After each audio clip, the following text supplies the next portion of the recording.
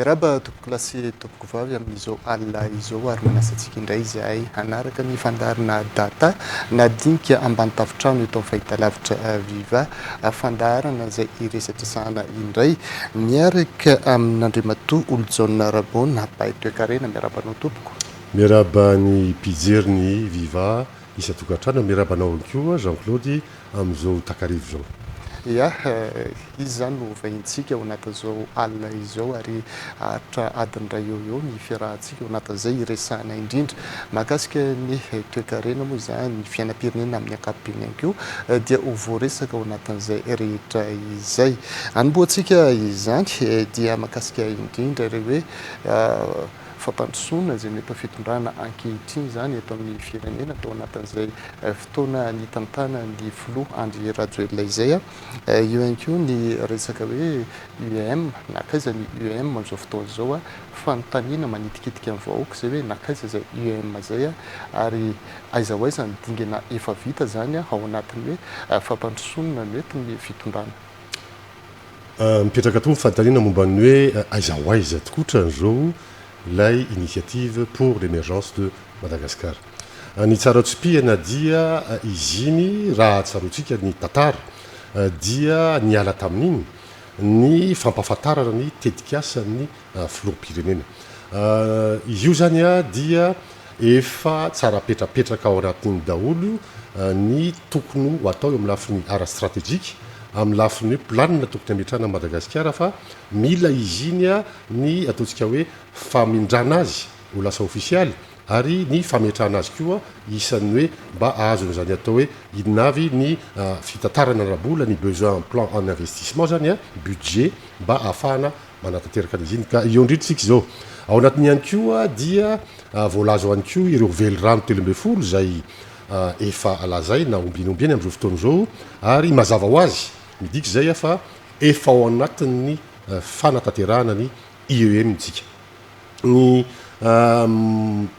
fomba fijery mantsy dia hoe ahoana ary aizavy ary inonavy no tokony ho tanterana tao anatin'izy iny ary aiza ho aiza misy antsika amin'izao fotoana izao. Ny zavatra tsaroatsim-pihana dia ny fanatanterahana nireny programa nasy reny dia misy fomba fijery akapobeany aloha dia misy fomba fijery amin'ny hoe objectif dinona nitetika ao anatin'ilay izy. Raha ny fomba fijery akapobeany dia ao anatin'ny io iny dia hoe manahoana ilafiny ara-tsosialy amin'ny akapobeany. Inona avy zany ara-tsosialy zany voalaza ao anatin'ny daholy ny momba ny hoe aona nitetika momba ny ataontsika hoe sosialim-bahoaka, aona ny fahasalamana, aona ny fanabeazana, aona ny momba ny hoe inona avy ny tokony ilaina amin'ny filam-bahoaka andavanandro.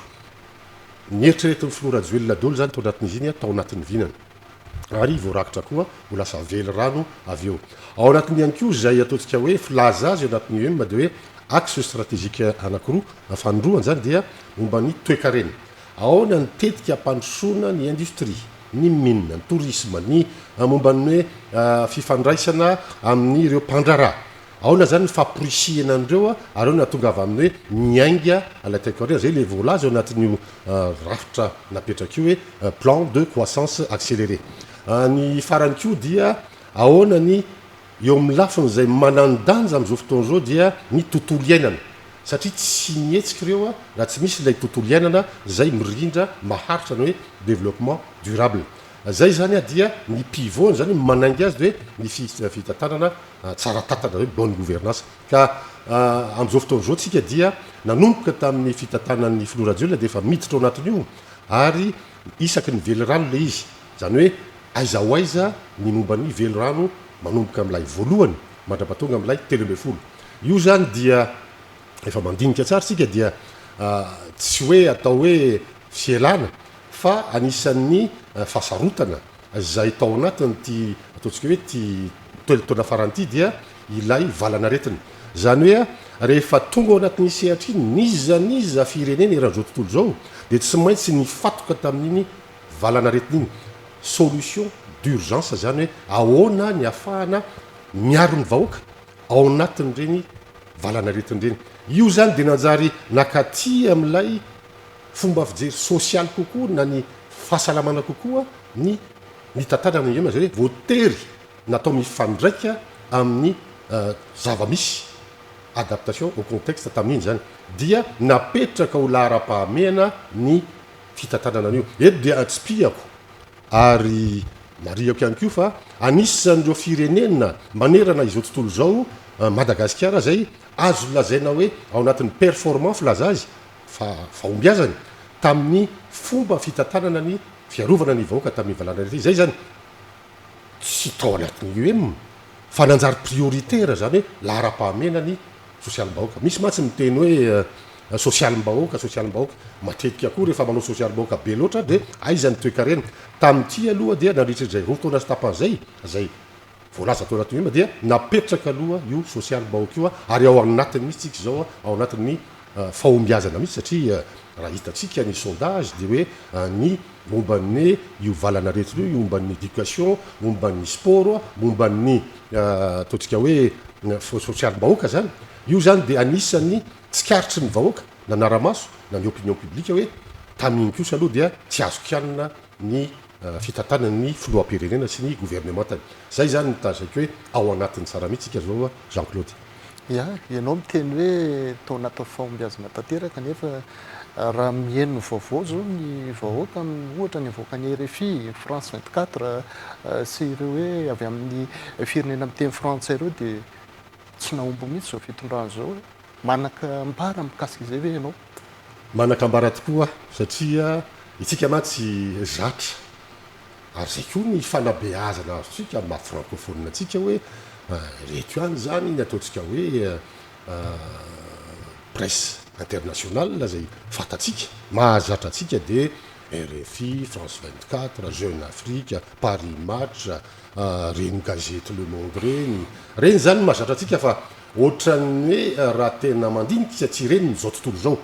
ny zao tontolo zao momba ny ainao manjery de misy ny CNN misy n'ireny le Al Jazeera misy zay manana envergure kokoa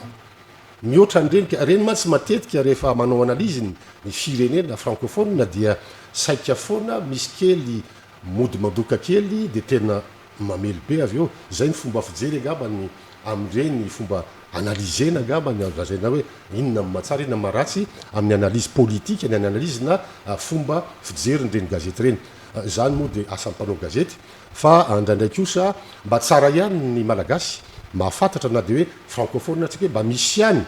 ireo magazine ireo presse internationale anglophone ireo presse zay lehibe zay mondial mihitsy tonga hatrany États-Unis tonga hatrany Europe tonga hatrany Chine fa tsy mijanona ampy francophone fotsiny zay mamoaka matetika momban'ny Madagasikara io zany dia ireny mba mijery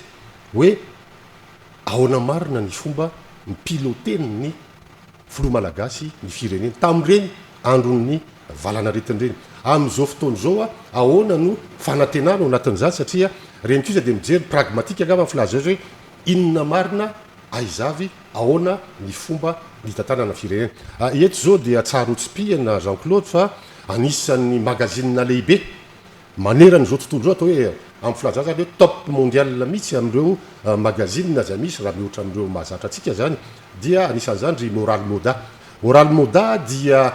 eran'izao tontolo zao misy azy manomboka ao Europa Monaco hatrany Genève ao a Frantsa ihany koa fa tonga hatrany amin'ny Emirates hatrany amin'ny pays du Golfe any États-Unis any Miami reny zany ny voan'ny Oral Moda ary io zany le atao hoe magazine zay tena haut de gamme zany hoe ny atao hoe haut de gamme zany hoe top niveau mondial dia ireo mpamaky azy dia ireo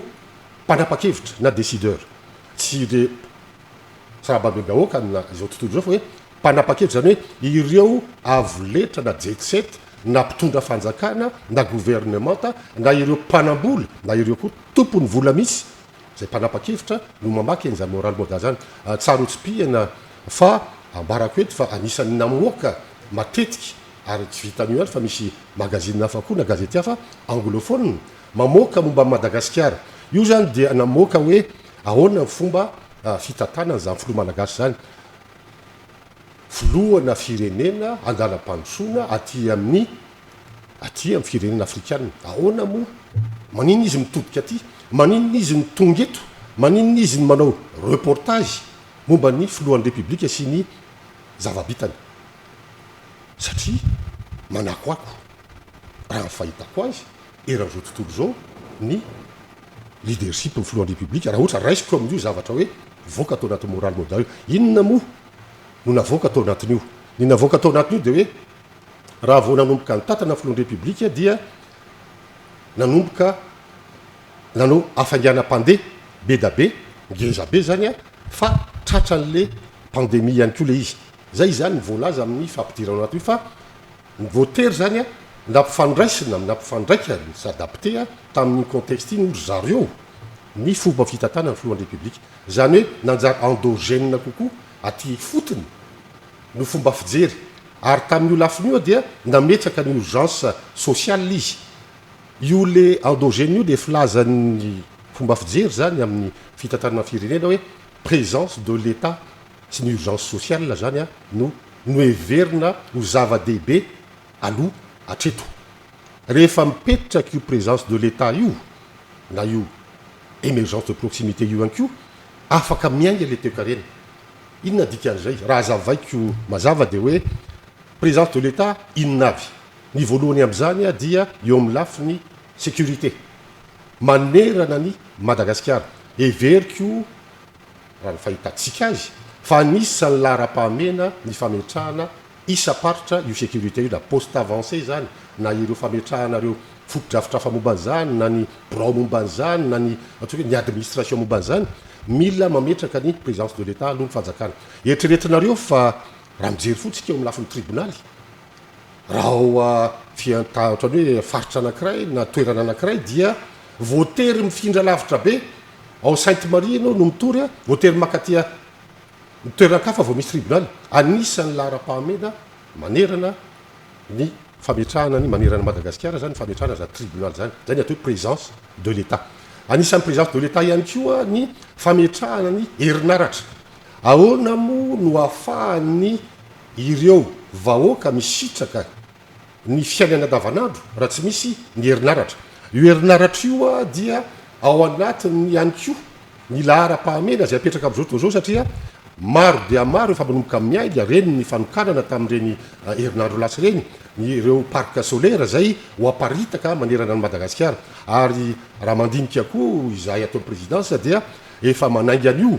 ny membre ny gouvernement zany eo ministère ny énergie satria ho avy atoato ny tolotrasa tolotra maro mba ametrahana zany hoe ho maparitaka manerana ny Madagasikara eran'ny district zay mahainga anazy izany herinaratra zany anisany koa zany présence de l'état zany ny fametrahana reo fotodrafitrasa momba ny sekoly mba fatatsika moa fa nandritran'izay roa taona sy tapany telo taona zay dia eo amin'ny 2024 nombre de salles de classe zay napetraka teto zany hoe misy asa mivaingana ao anatin'ny fahasarotana nefa manao ihany le fanjakana anisan'izany ny hôpitaly 30 zao nefa vita atao anatin'izay taona zay 30 aizany afantaranao aizany mba fatatsika ve fa nianjamy be loha ny afaritra aloha zany de misy hôpitaly manara-peritra ngeza be zay tafapetraka am'izao fotoana zao ary mbola hito io satria mbola misy heritaona sy tapany zany ny atao hoe présence de l'état Jean-Claude ao anatin'izany a dia rehefa mazava zay lafiny ara-sosialy lafiny fotodrafitrasa lafiny herinaratra lafiny force ataotra hoe ny sécurité publique eo a de tsy vita n'le vahoaka ihany no misitraka fa ireo mpandrara ihany koa ahoana mo no afahatsika mametraka an'zany hoe odofs zany hoe isaky ny district anankiray dia misy industrie raha tsy misy ny herinaratra zay le fiaingany le ema zay le mamaly averiko mamaly ny fanontaniana hoe efa ao anatiny io mitsika satria fijery systémique filaza azy zany hoe manerana Madagasikara zao toery tananary fotsiny ary tsy maintsy mijery reo filoham-pirenena hoe atao zay isin'zay présence de l'état zay atao zay isin'zay émergence de proximité zay atao zay isin'ny hoe Madagasikara mandroso isaky ny district zay io zavatra mazava apetraka am'izao fotoana zao ary zay no asa ny gouvernement satria nanome baika io filoham-pirenena raha tadiditsika tsara mihitsy hoe midinonareo sur le terrain apetrao io présence de l'état io zany raha ny fitadiko zany izay no lahara-pahamena atreto rehefa milamina io rehefa maîtriser io miainga ho azy ny fotodrafitrasa lehibe mianga ho azy ny industrie mianga ho azy ny fitrandrana kibony tany mianga ho azy ny touriste satria mazava hoe manomboka misy zay présence de l'état zay le hoe manomboka amin'ny émergence de proximité ny fametrahana ny émergence zay kasaitsika am'izao fotoana zao zay kasainy filopirenena ia maheno an'le fomba fitanisanao le zava-bitsy za de tonga saina tampoka hoe sao de avy amin'le fomba fitenin'ny olona sasany ary zao hoe io ndray le oeraoera ary zava-bita koa mitsikaritra zany mitsikaritra ny olona mahita de hoe fa maninona ny lokona volomboasary daholo zay zavatra vita rehetrarehetra de rehefa voaloko volomboasary a de avy ndray mandray micro de mioeraoera mitety faritra ahoana sy ahoana mikasika an'izay oeraoera volomboasary leadership fomba fitantanana filohan'ny la république zany style de leadership maninona inona maharatsiny zany oeraoera zany za koa mba mare oeraoera mba fantatrareo ny dikany oeraoera tsisy traduction ngamba amin'ny teny vahiny fa raha raisina amin'ny lafin'ny teknika zay eo amin'ny lafin'ny fampahafantarana ny zava-bita de atao hoe marketing agressif marketing offensive marketing à l'américaine inona maharatsy zany za mitenenao Jean-Claude fa matoa mivoaka am'ireny magazine na gazety anglophone reny ny marketing agressif à l'américaine filohan'ny république satria oeraoera tsy hitako zay maharatsy zany manao oeraoera zay inona ny olana satria fampahafantarana ilaina fampisehoana ny zava-bita samy manana styliny raha lokonao volomboasary ka zay ny fomba afantarana zava-bita milaza aminareo fa l'américaine koa zany hitanao reny le orinasa américaine lehibe reny techniquement zany filazana de mametraka zany hoe franchising zany hoe raha mijery anao zany ny hôtely anankiray américaine na fisakafoanana anankiray américaine McDo ohatra na reny le ataontsika hoe fotodrafitrasy reny dia manerana izao tontolo zao na makany Paris ianao na makany Afrika ianao na makany Chine ianao de mitovy daholo ny lokony teknika vaovao zany momba ny marketing ary avoletsy zany zay ny atao hoe olony mifampahafantarana homme de communication filohan'ny république matoa izy manao zany de misy atony etsy andany ko ione misy alternance anirinany reny zavatra reny raha ohatra izy volomboasary am'izao fotoana zao mety ho avy ndray zay manaraka afaka 10 taona mba andoko amin'ny lokony hafa ndray zany hoe misy rénovation zany misy réhabilitation zany zany hoe mba tsy ohatra ny talohatsony hoe rehefa vita ny loko anankiray vao manomboka de rava me maloto le izy zany mba fanabeazana daholo ka aloha zany oeraoera volomboasary tsisy olana zany ary io moa de misy ihany koa fomba fijerin'ny olona de hoe makatahaka be fahatany ny fitondrana ahoana nisiza miami zany eto Madagasikara ahoana ny avitantsika zany hoe stade manara-penitra zany eto Madagasikara ny fiaina vahoaka raha mbola ohatran'izao ny toekarentsika mbola marefo tsy haiko hoe amin'ny mahampahy toekarenanao afaka mitondra fanazavana bebe kokoa mikasika an'izay ve ianao miami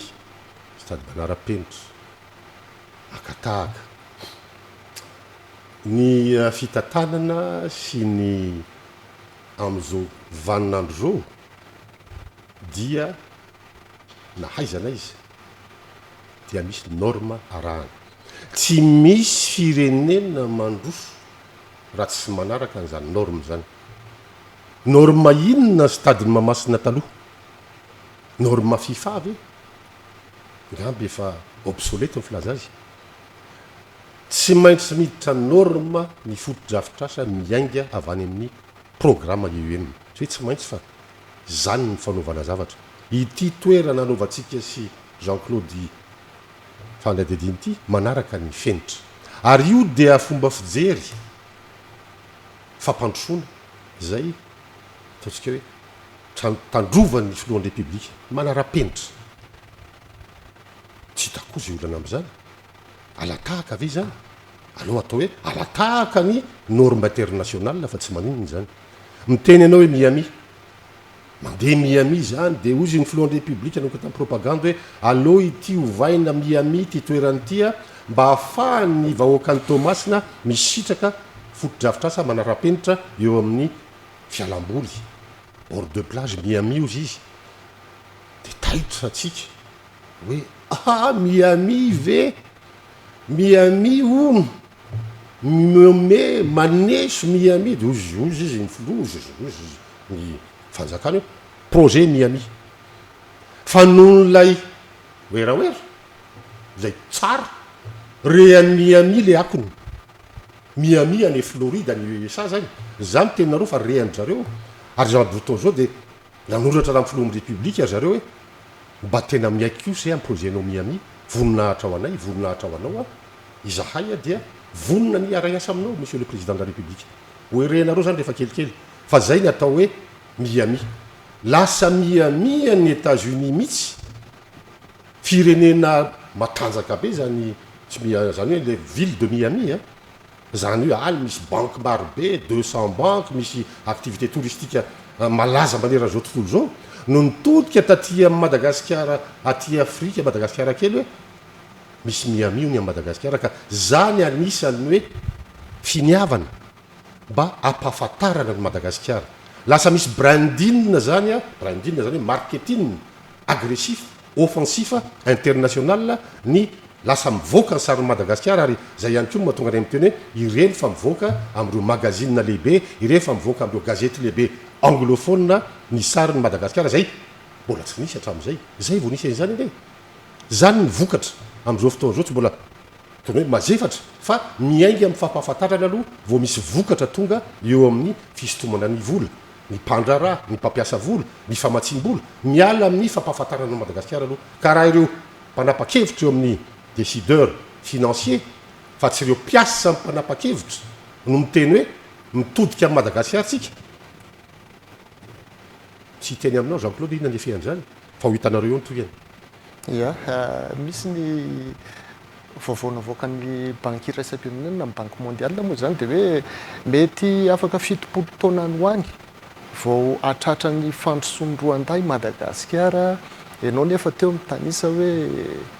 efa miazakazaka be mihitsy amin'izao fotoana zao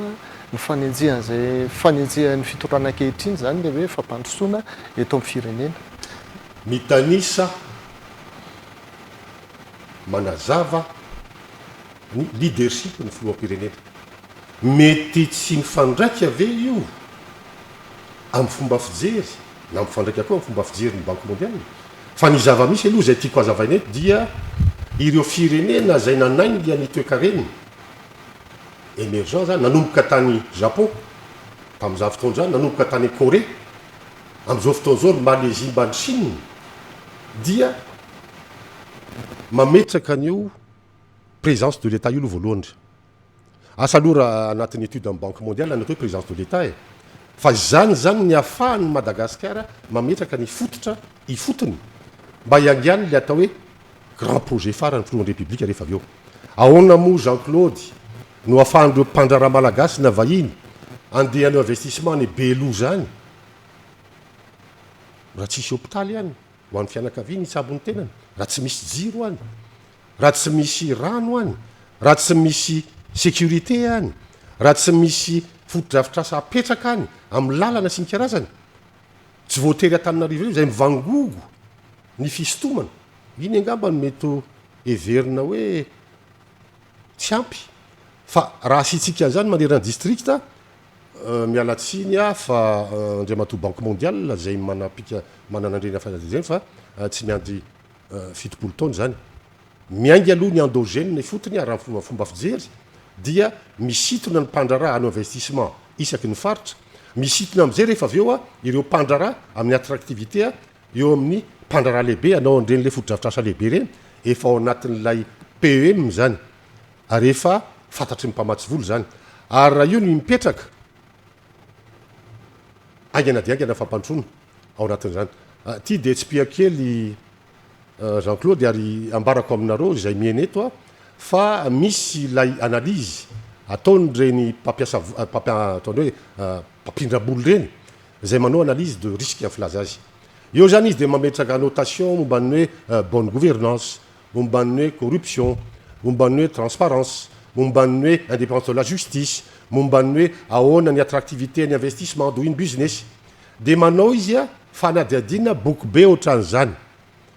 zay itsika ko miatoka azy mandany vola be zany. Dia mamoaka ny conclusion izy rehefa avy eo amin'izay fanadiadina any manao comparatif dia hoe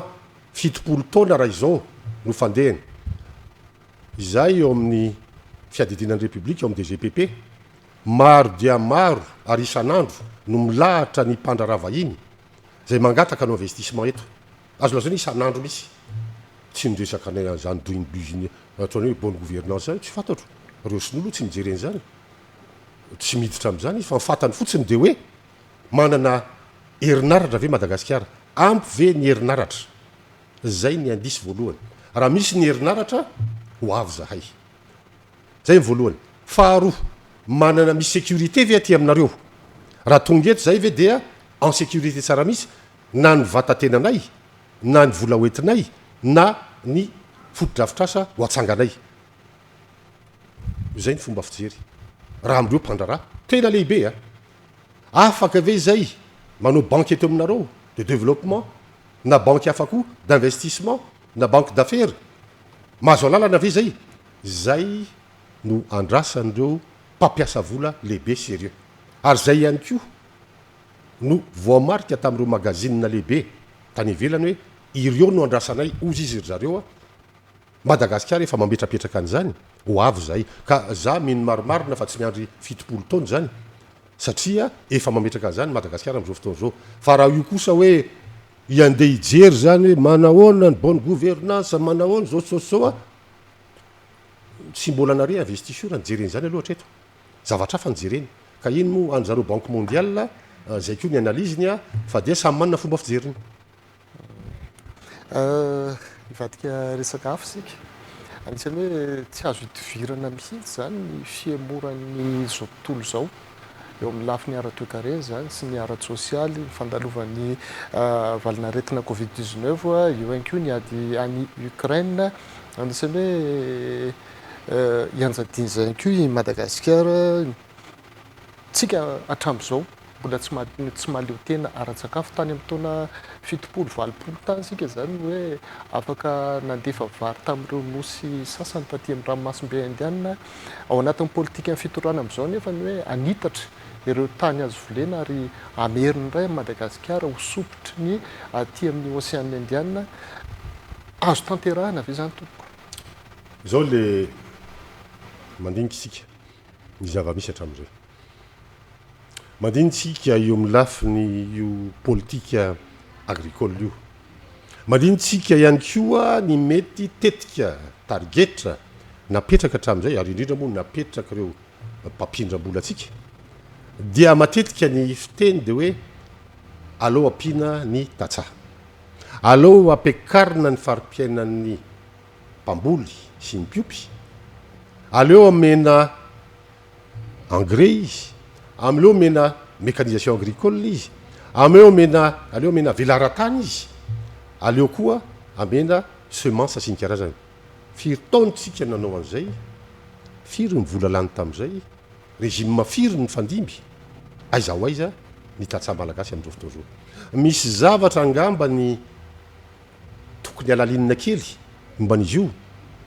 move ny toerana tokony hajariana ny tany no tsy ampy kely loatra ka tokony alebiaziny ya 3 millions d'hectares ny voavoly amin'izao fotoana zao nefa to misy 30 millions d'hectares no potentiel zay les chiffres fa sao de mifangaro kely fa ahoana ny fipetrak'izay ireo tatsa amin'izao fotoana zao ve no tokony ampiana bebe kokoa sa hiditra amin'izany politique agricole industrielle zany ohatra zany fa ny tena zava-misy namokatra ireo tasary eo firy ka ho avy ilay fotoana indrindra moa zany hoe tony hoe vary sy ny any tony dia afaka manondrana ve zany velaran-tany ny tondra zany 100 000 hectares ny plano anatin'ny EM mba azo an'izany 100 000 hectares zany zany ny tatsa ny fivelarana io fambolem-bary io fa tsy ny fambolem-bary ihany ane io ao ny fruits et légumes ao ny maro samihafa momba ny hoe élevage sy ny karazany be da be ny azo voleny eto amin'ity tanitsika tya lemaka ty tanyty ty fa maninona ny tsy mety tonga zay fotoana zay satria io circuit io zay ny tatsa mamokatra manao amin'ny makany tsena kaiky na tsena anatananarivo na tsena andrenivohitra de io ihany mivadibadika eo ary io mitombo ny mponina zany hoe raha io foana zany a dia tsy ampy ivelomana ho an'ny tambanivolo ho an'ny tatsa mila fomba fijery vaovao zany io indrindra zany no tonga ny filohan'ny republika nametraka le atao hoe plan odof one district one factory zany hoe district iray a misy usine iray inona andika azy zany izy io zany dia niala tam'izany fotoana zany modely ny japonais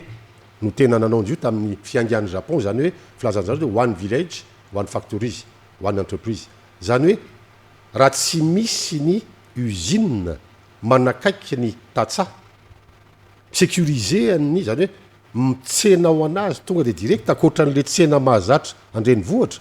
tsy afaka mivelatra ny ambanivohitra velatra fa limité zany izay indrindra mahatonga ny olo ara-pahamehana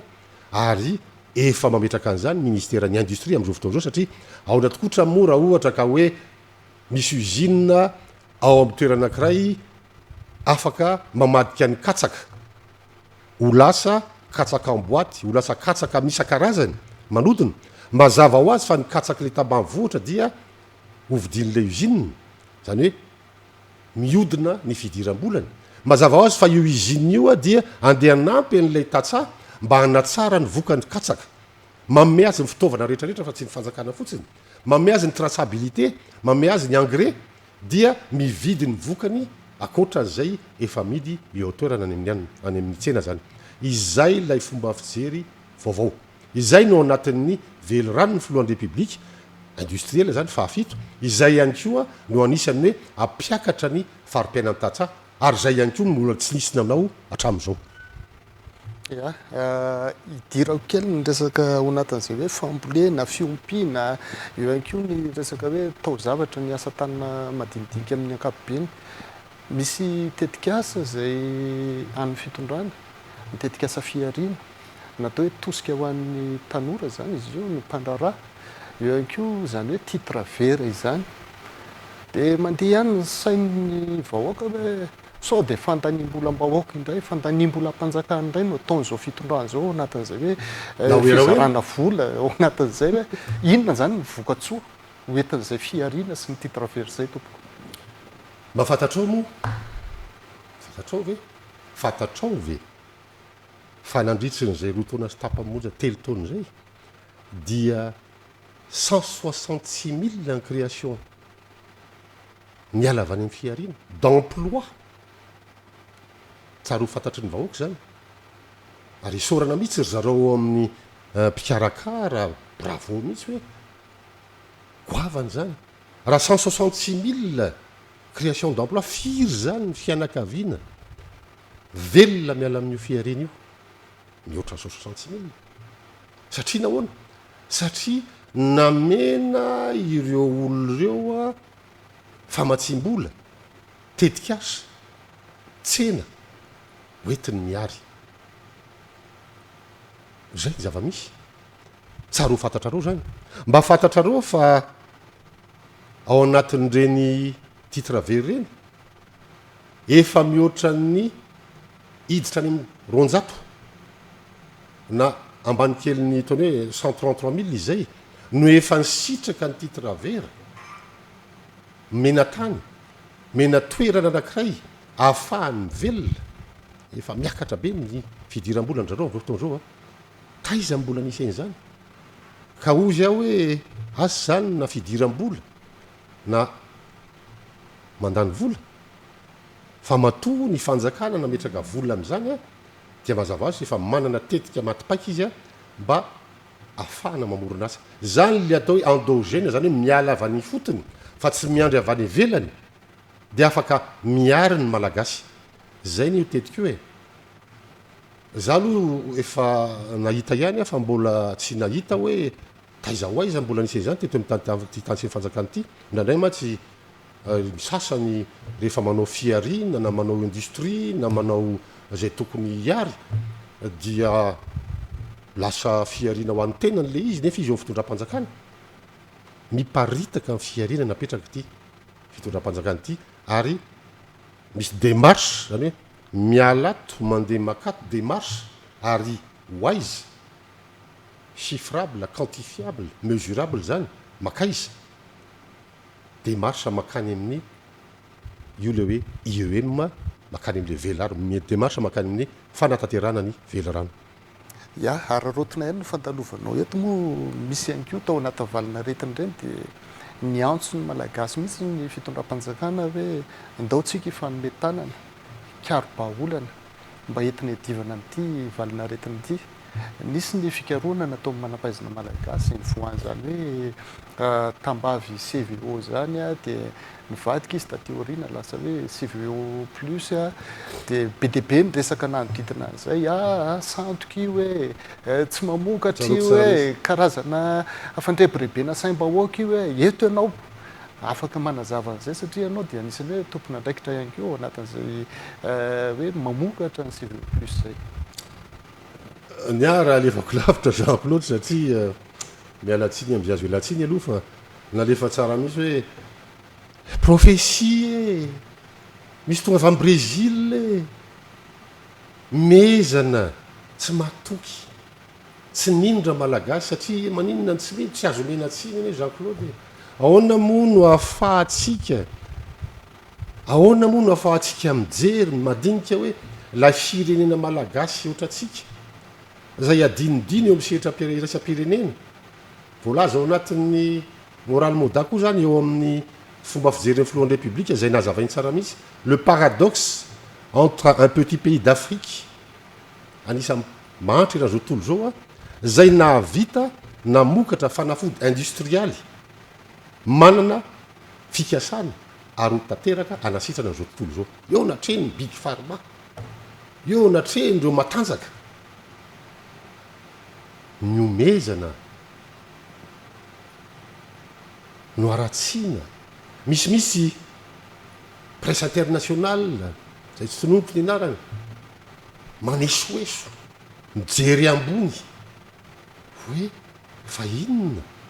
ny eritreritreto malagasy reto Jean Claude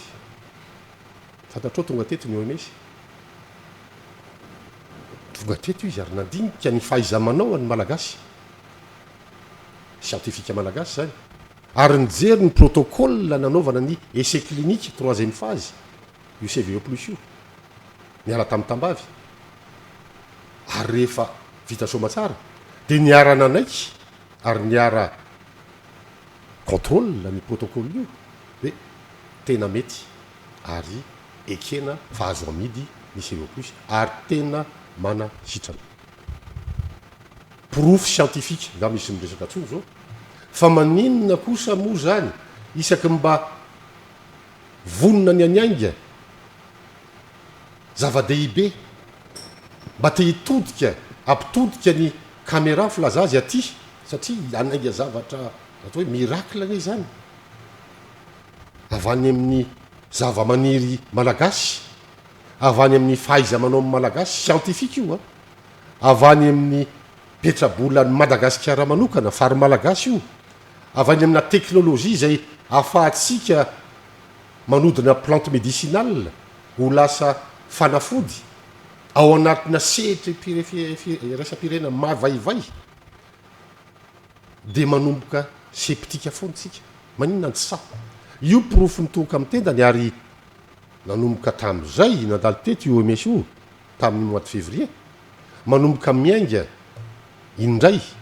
ary tonga tokotra n'le teniny filoana itsika hoe mitodika marina mihitsy amin'izao fotoana zao aty Madagasikara ny masony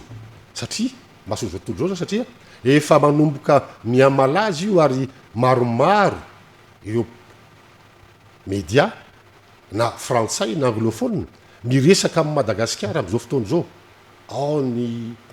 austral eco-austral ao ry Afrique financial Afrique ao ihany ko moral moda maromaro ary mbola isy maro no iresaka ny performance sany Madagasikara io succès tsarotsika tsara tamin'ireny fa Madagasikara no isan'ny kely indrindra ny taux de mortalité 2% fotsiny tamin'ireny ny aiky anie zao tontolo zao noho ny politika ampitotra ny fanjakana amin'ny politika ny pandémie iny fiarovana ny vahoaka sa indrindraindrindra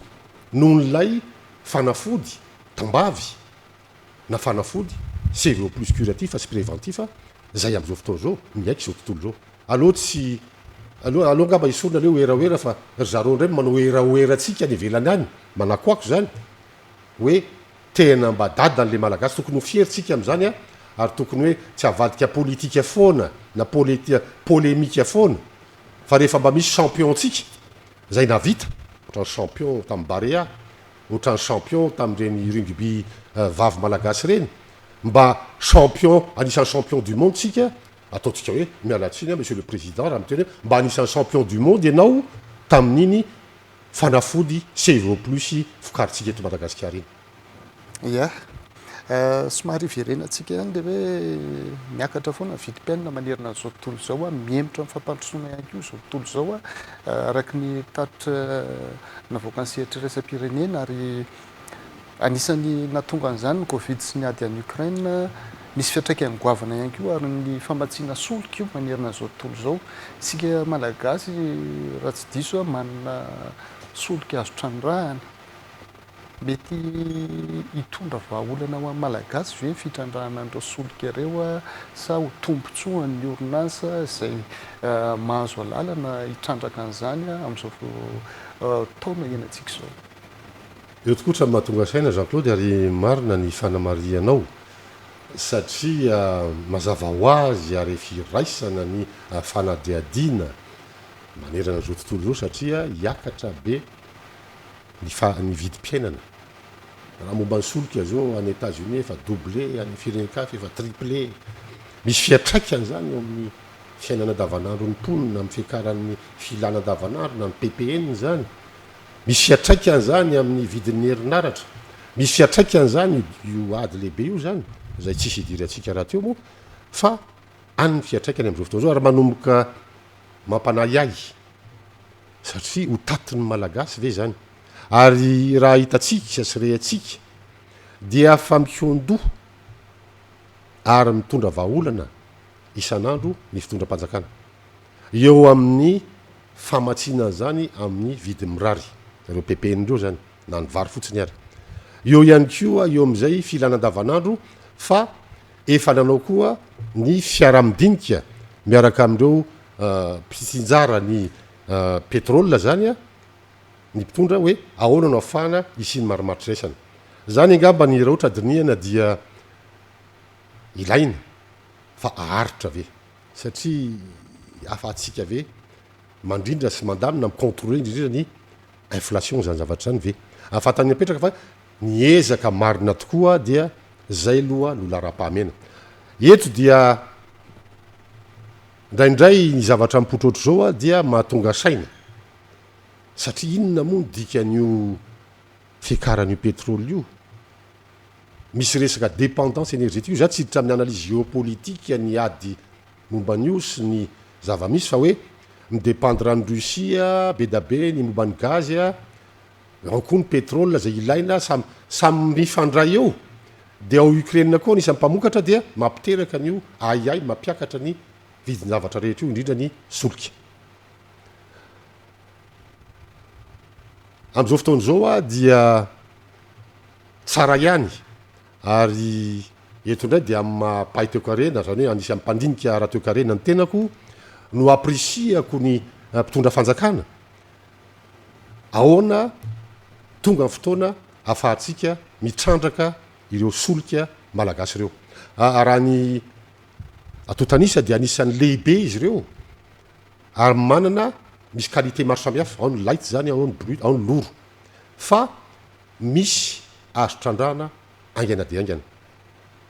everiko fa efa mandinika an'izany mitondra fanjakana am'izao fotoana satria ary hoe opportunité ary anova zavatra lehibe hitondra soa lehibe ho an'ny malagasy izany fitrandrana ny solika malagasy zany ary azo atao aingana.